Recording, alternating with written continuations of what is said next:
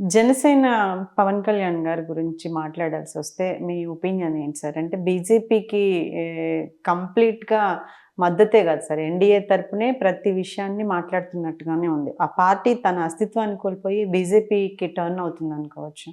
అదెట్టనుకుంటాడు? ఇప్పుడు ఆయన జనసేన పార్టీ పెట్టుకున్నారు. Yes sir. కొద్ది కాలం తిరిగాడు జనసేన తరపునే ప్రజల్లో అయితేనేమి, కార్యకర్తల మీటింగ్‌లో అయితేనేమి ఏదో పెట్టుకొని తిరిగారు. కొన్ని రోజుల తర్వాత జనసేన, బీజేపీ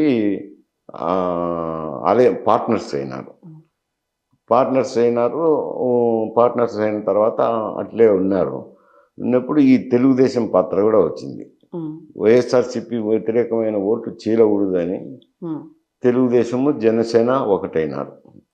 ఒకటైనప్పుడు ఈయన బీజేపీలో పార్ట్నర్గా ఉన్నాడు కదా. అప్పుడు బీజేపీని కూడా ఈయనే చొరవ తీసుకొని కొంచెం వాళ్ళకి ఇష్టం లేకపోయినా ఆయనని ఒప్పించి కూటమిలో చేర్చారు. ముగ్గురు ఒకటే కూటమిగా ఎన్నికలు పోయినారు.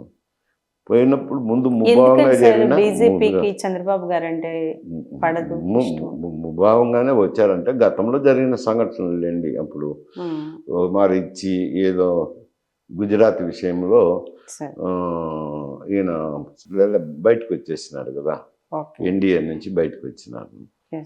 అది ఏదో ఉంది వాళ్ళకు సమస్య. దాంతో కొంచెం ముభావంగానే చేరినారు.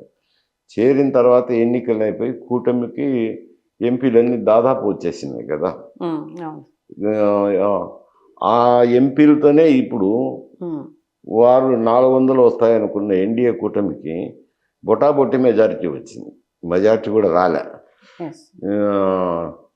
ఇప్పుడు ఇక్కడ అలయన్స్ ఫామ్ కావడంతో ఇక్కడున్న 20 సీట్లు అయితేనేమి, నితీష్ కుమార్తో అలయన్స్ కావడంతో నితీష్ కుమార్ వల్ల వచ్చిన సీట్లు అయితేనేమి, ఈ రెండు చోట్ల వచ్చిన సీట్ల వల్ల, ఎంపీల వల్ల ఈ దినం ప్రభుత్వం ఏర్పాటు చేయగలిగినారు.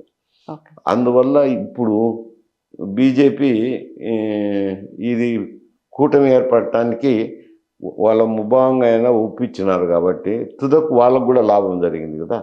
తెలుగుదేశం పార్టీకి ఓట్లు చీలకుండా మంచి మెజారిటీ వచ్చింది. తెలుగుదేశం పార్టీ కూడా ప్రభుత్వం ఏర్పాటు చేయగలిగింది జనసేన ఉండే దానివల్ల ఇబ్బందులు లేకుండా. అందువల్ల తెలుగుదేశం పార్టీ నాయకుడికి చంద్రబాబుకైనా ముఖ్యంగానే ఉన్నారు.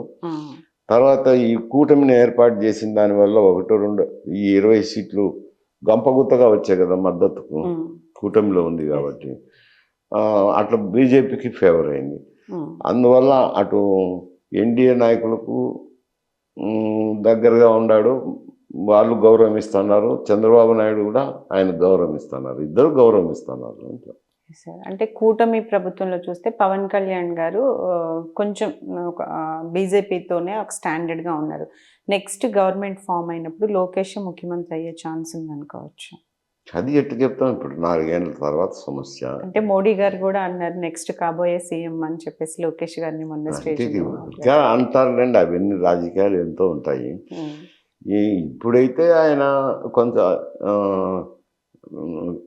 మంత్రివర్గంలో కీలకంగానే వ్యవహరిస్తున్నారని అంటారు.